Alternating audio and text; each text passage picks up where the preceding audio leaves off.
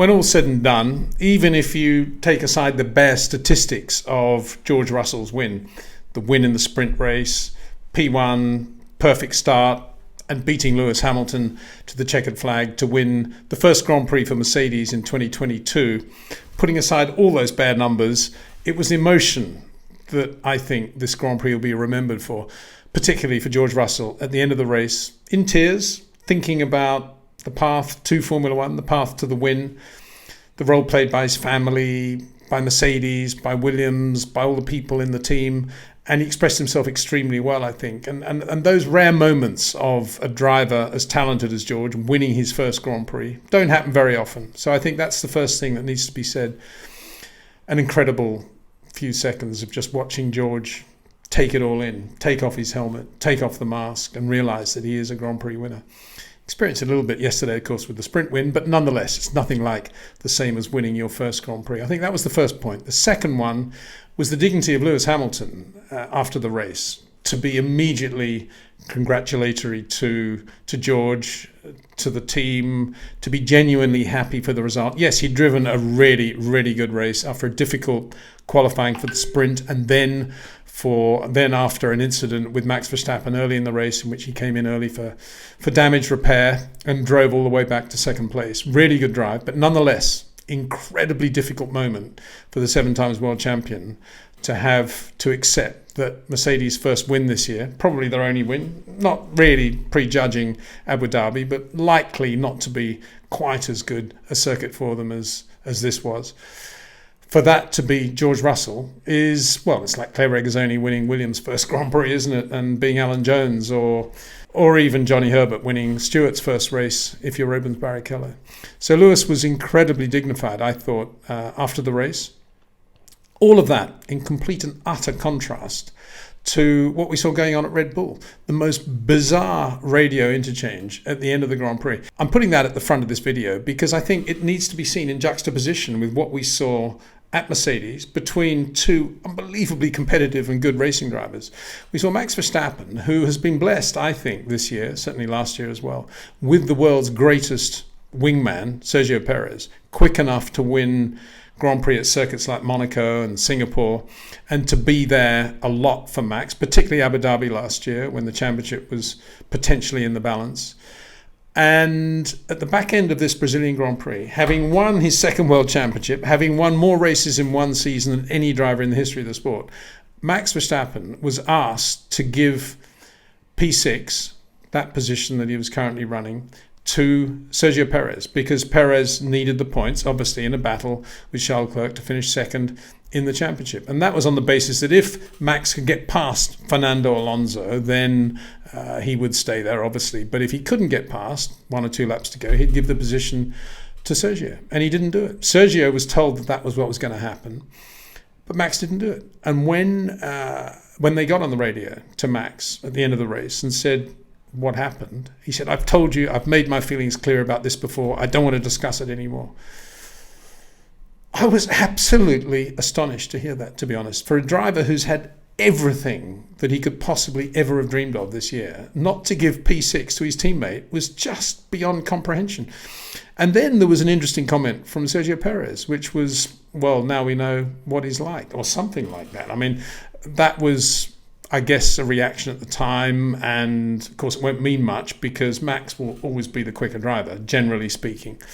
But I suppose there will be moments in the future when maybe Perez is going to be asked to do something to help Max in traffic or whatever it is, and he may not do it. And I don't understand why Max would do that, because, as I say, he's been blessed with this amazing wingman called Sergio Perez, a driver that Lewis would have loved to have had in the other Mercedes, that Charles Leclerc would love to have in the other Ferrari. But no, he's the Max Verstappen wingman, and he's been perfect all year. Anyway, I've said that because I just thought that race, to me, ultimately was just about those two extremes of the way Mercedes were at the end of the race, the two drivers, and I think it was all genuine, and the two Red Bull drivers, when Red Bull had a really bad, uncompetitive day anyway. What did it matter to Max? It wasn't as if he'd been asked to give the win away or anything like that. So bizarre. Let's just talk about why Red Bull was so slow. I don't have an answer other than what Max said early on Friday, we don't have much feel from the front of the car, I can't get the car to turn in, never really seemed to be a problem that they were able to rectify. Whereas whenever he said something like that in the past, it has been something that they can get on top of, and invariably have throughout the weekend. So this is the first time, for whatever reason, with their aero efficiency and running quite a lot of downforce, because they weren't that quick in a straight line. Well, not as quick, their margin wasn't as big as it normally is, that they were not able to get the car to work. They tried the medium tyre because they were no good on the soft tyre in FP2 yesterday in the long run, so they started the sprint race on the medium. That was hopeless.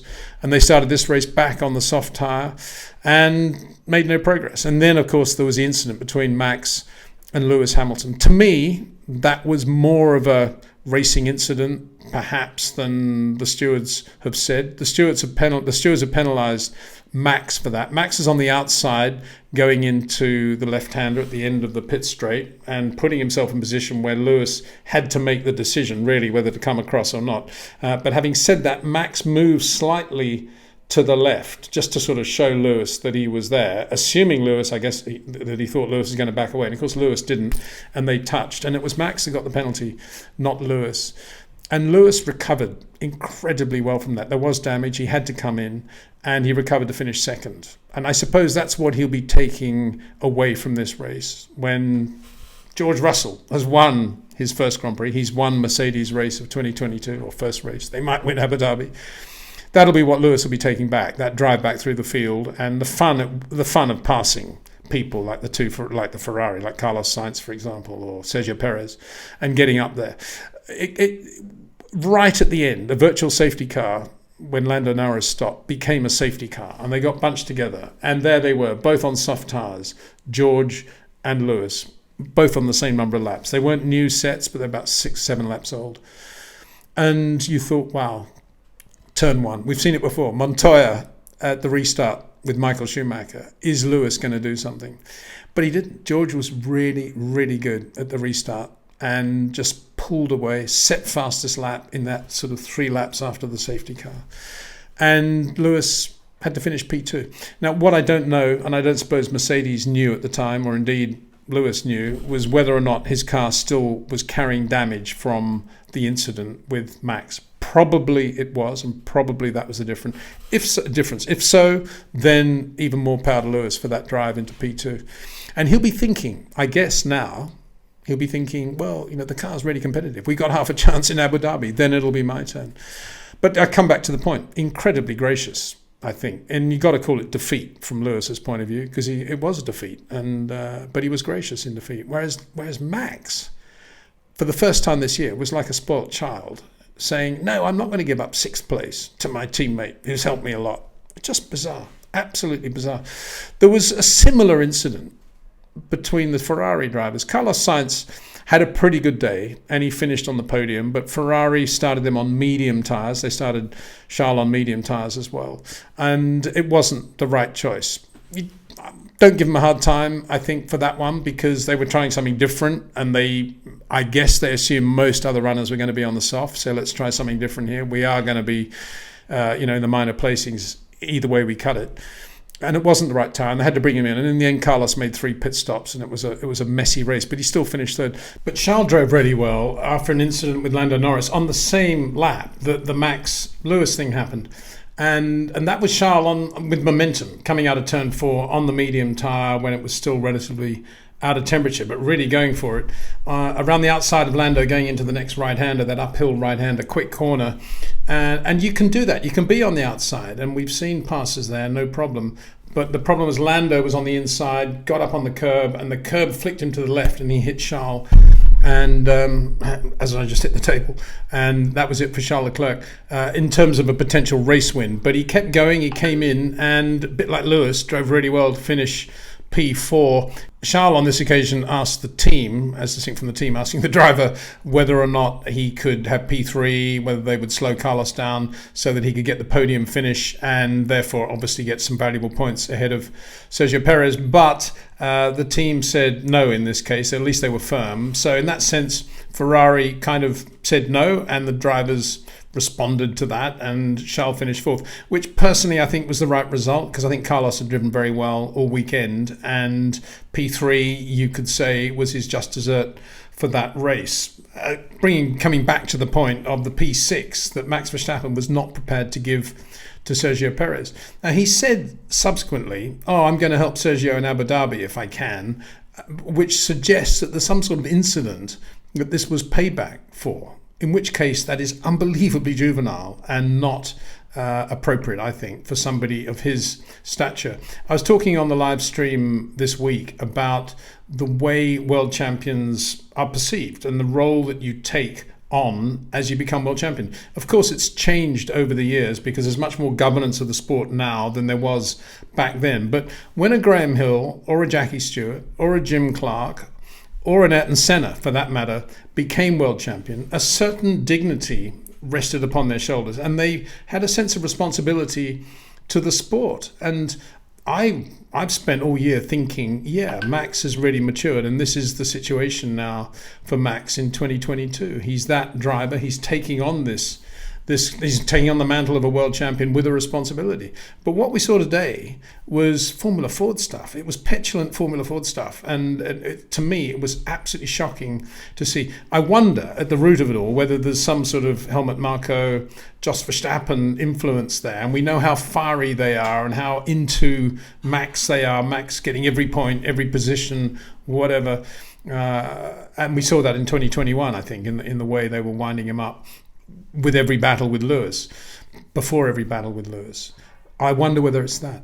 But even if it is, I'm disappointed that Max has gone along with it, because it was, I keep using the word bizarre. That's all I can say to describe it. I won't go on about it because I'm sure a lot of you want to know what happened in the race and why it happened. But for me, it was those human emotions that surfaced here in Brazil, not for the first time. You know, if you think back to 2008 and what Felipe Massa went through when he thought he was world champion for about 3 seconds and then wasn't, but he had won the race anyway. Mixed emotions, you could call it. Yeah, right, it was. And other amazing things that have happened in Brazil over the years. So let's just go through some of the other results. Alpine were a bit nervous as well before the final safety car disappeared, because Esteban Ocon was running just ahead of Fernando Alonso on the road. Fernando had newer tyres as well, both on soft tyres. We all know what happened yesterday, and there were lots of messages from Alpine to the drivers not to run into one another, stay apart, don't race. And in the end, it kind of worked out okay, because Fernando was really, really good at the restart and just never really stopped after that and finished an excellent P5 for Alpine. Esteban Ocon was P8. Really good day for them relative to McLaren. Daniel Ricciardo out on the first lap when he tapped Kevin Magnussen in the sector 2, coming out of one of the slow corners. Kevin spun and then Daniel hit him, and that was that.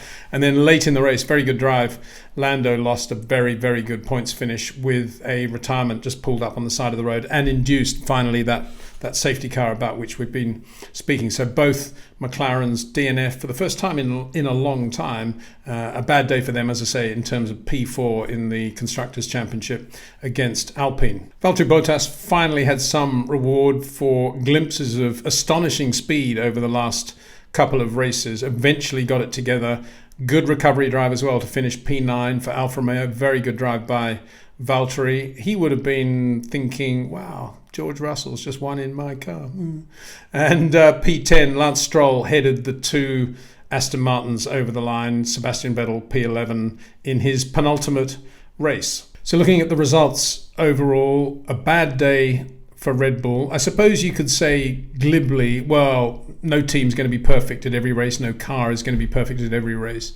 But analysing why the Red Bull was not mega competitive around Brazil, very difficult, tall ask. Almost as difficult as analysing why they've been so good at other circuits. In the old adage, started by Ron Toronak, it's much more difficult, mate, to know why you're quick than why you're slow.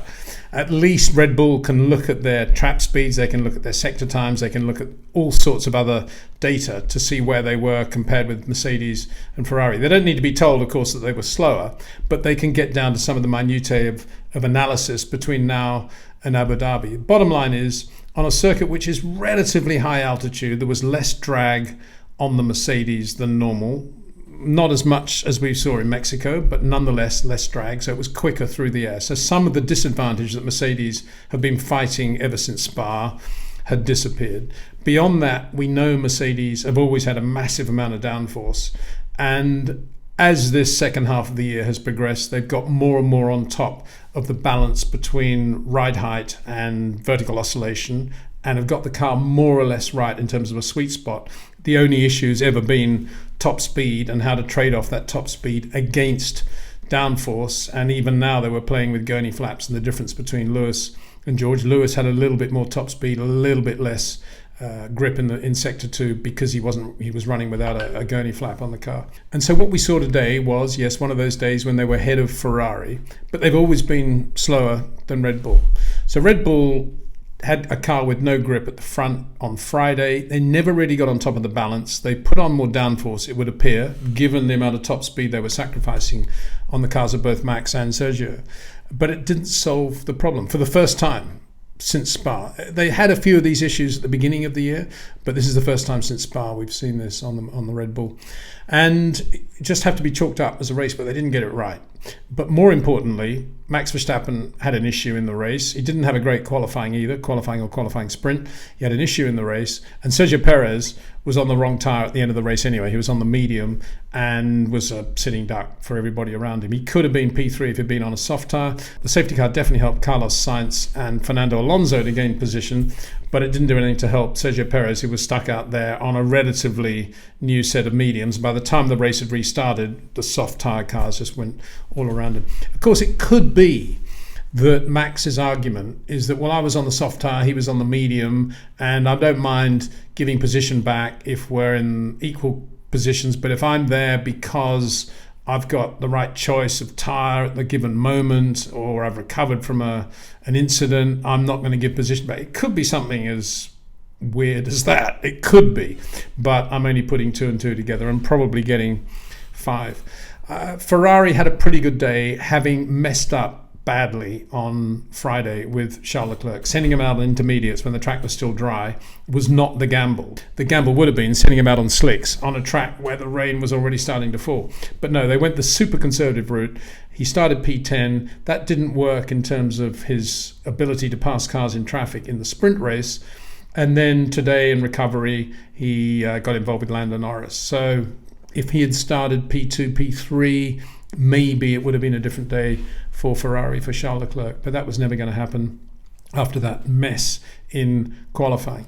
But I should end with George Russell and the job he did. He set fastest lap. He started from P1, didn't actually start from the pole, because the pole officially will be remembered to have been won by Kevin Magnussen, who of course was taken out on the first lap by Daniel Ricciardo.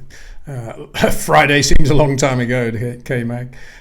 And he just drove faultlessly. A lot of pressure from Lewis at the end, but he just got away from him, set fastest lap, no mistakes, and did the job. Really good drive, really good day's work from George. And you can trace his win, really, back to the lap before he went off in qualifying, when he went out and he was substantially quicker than Lewis Hamilton in the same conditions. And that was what gave him the margin over Lewis, which he then continued over the weekend, despite going off on the next lap after that qualifying lap at turn 4 in a rather inelegant way, as we've talked about in previous videos.